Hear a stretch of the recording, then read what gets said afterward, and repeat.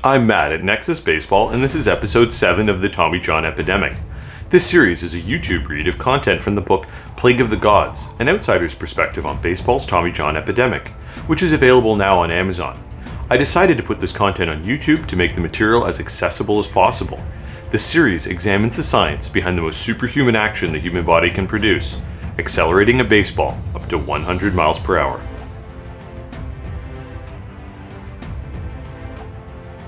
Believing that a long shot was better than nothing, John agreed to be the first candidate. Job cut into his arm, carefully moving the ulnar nerve out of the way. He removed the damaged UCL, extracted the required tendon, and then drilled 4 small holes in the bones to tie the tendon tightly through, bonding again the forearm with the upper arm. His arm was then immobilized in a cast to allow the graft to heal. Initially, the procedure appeared to be a complete failure, as John's hand lost feeling and contorted. Although the tendon seemed to be healing, a complication Job had anticipated had occurred: potential damage to the delicate ulnar nerve responsible for the brain's control of the hand. 3 months later, Job opened John's arm up again, moving the ulnar nerve to its more secure original location. After a recovery period, John's feeling in his hand had returned. His arm started to feel more normal, and a month after the cast removal, he picked up a baseball and joined his teammates at spring training. There was no protocol set up for recovering from this type of surgery, so Job asked John to let his body be his guide. It was still to be seen if the repaired ligament would hold up under the stress of professional baseball pitching. John's teammate, Mike Marshall, also assisted in his recovery, preaching changes to his grip on the baseball and his pitching motion. John began throwing slowly against a wall, going through the motions for short spurts to see how his body would respond. He eventually threw 6 days a week for increasingly longer sessions. He progressed slowly but surely, strengthening the arm and testing its capabilities. After taking off the 1975 season to recover, he tested his stuff in the minor leagues, performing well and with no arm discomfort.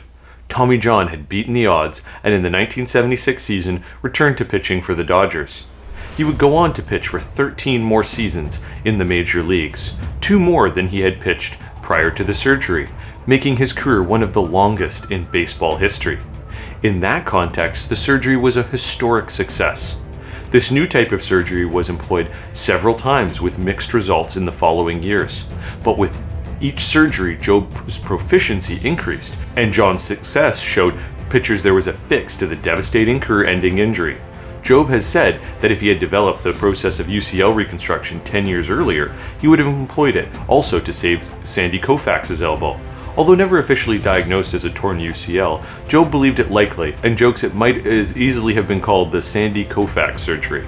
Indeed, it is impossible to know, given the lack of historical medical data on pitchers prior to the modern era, whether a great number of promising careers were ended early due to UCL damage. It is highly unlikely that this injury just started to occur in recent times, but was most likely undiagnosed for almost 100 years prior. Unseen due to the lack of medical diagnostic methods and obscured by other pitching injuries that were more obvious, the question becomes, what caused John's and Koufax's UCLs to give out? Was it the speed at which they threw? Tommy John was a soft tosser, whereas Koufax had dazzling velocity. Was it age? Both men were in their early 30s when their arms gave out. Was it workload? Koufax was a horse with his multiple 300-plus inning seasons, whereas Tommy John averaged about 40% less workload. There seemed to be a lot of inconsistencies to reconcile for the team staffs. In the 1980s, baseball writers and analysts tried to analyze usage patterns of pitchers. As lacking medical ability, they attempted to detect statistical links between usage and future injury.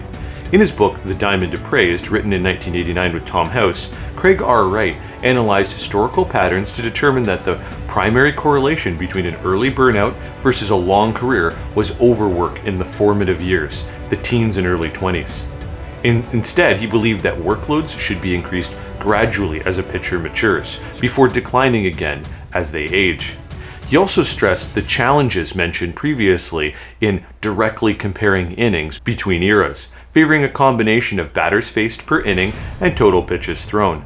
His conclusions seemed to corroborate the Mets' prior approach, particularly with a young staff. He was no fan of the 5-man rotation, however, believing that it unnecessarily limited the workload of mature pitchers. in whom he saw no direct link in decreased performance or injury to higher workloads. He also stressed the importance of throwing strikes to reduce a pitcher's overall workload throughout the innings pitched.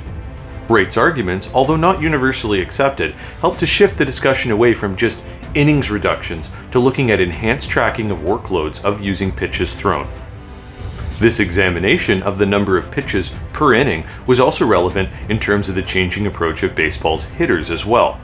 In his seminal 1970 work, The Science of Hitting, Ted Williams provided a manual outlining the approach that he believed had contributed to his incredible success as a hitter for the Boston Red Sox. The most relevant component of which was the selection of the ideal pitch to hit by the batter and the before its time analysis of batting averages by section of the strike zone. Williams argued that a batter should be more selective, swinging only at true strikes and avoiding borderline pitches just off the plate. This selectivity allowed the hitter to work the count in his favor and increase his chance of success. The result from a pitching perspective is that adherents would see more pitches per at-bat. Williams himself saw a large number of pitches due to his power and selectivity. A league average batter of his time would walk 7 to 10% of the time, whereas Williams walked at an excellent 15% rate. The proliferation of this approach did not particularly increase walk rates league-wide, but probably assisted in increased pitch counts as hitters became more selective, compounding the apparent importance of pitch tracking by the league. When Catfish Hunter became the first baseball free agent in 1975, it also changed the injury landscape. Professional pitchers saw increased salaries and put further emphasis on teams to protect their investments. It also gave further incentive to players to lengthen their careers, as free agency, often in the mid to late 20s, became the most lucrative years of a player's career. These lucrative years would be lost if a career was ended prematurely. Due to greater recognition and understanding of pitching injuries, the 1980s saw greater care taken with conditioning programs, including the use of arm care programs developed by Dr. Jobe to prevent shoulder injuries. This saw resulting decreases in shoulder injury rates. Arm injury rates did not appear higher than earlier decades, and usage rates were all over the place, with stars like Fernando Valenzuela still racking up large numbers of innings each year. Tommy John surgery became a viable option, with UCL reconstruction surgeries performed on David Wells, Jim Morris, Jimmy Key, and Kenny Rogers, among others. In recognition of the increasing focus on the differences between the types of innings pitched, Major League Baseball made the pitch count an official statistic in 1988. Previously, it had been tracked in a less organized fashion, if at all. This provided more data for analysis. It is only within the last 40 years that any truly scientific approach has been applied by baseball to discover the mysteries of the pitcher's arm. Early investigations were spearheaded in the mid-1980s by Dr. James Andrews and Dr. Glenn Fleisig of the American Sports Medical Institute, with the goal of preventing shoulder and elbow injuries in pitchers. Utilizing high-speed cameras and later computer mapping, ASMI looked to break down the biomechanics of the pitching motion. They were later joined by Dr. Tom House, a major league pitcher who converted into a major league pitching coach after his career had ended. He famously worked with Nolan Ryan during his time with the Texas Rangers. Dr. House's life work had been the determination of the ideal pitching mechanics, arguing that there are precise optimal motions for other throwing sports, such as the javelin, hammer throw, and the discus, and that there should be an ideal motion for the baseball pitch as well. This was a highly contrarian view in a profession that, by this point, almost prided itself on the uniqueness of each pitcher's delivery. He was assisted significantly by Ryan's success, who swore by House's conditioning programs and drills.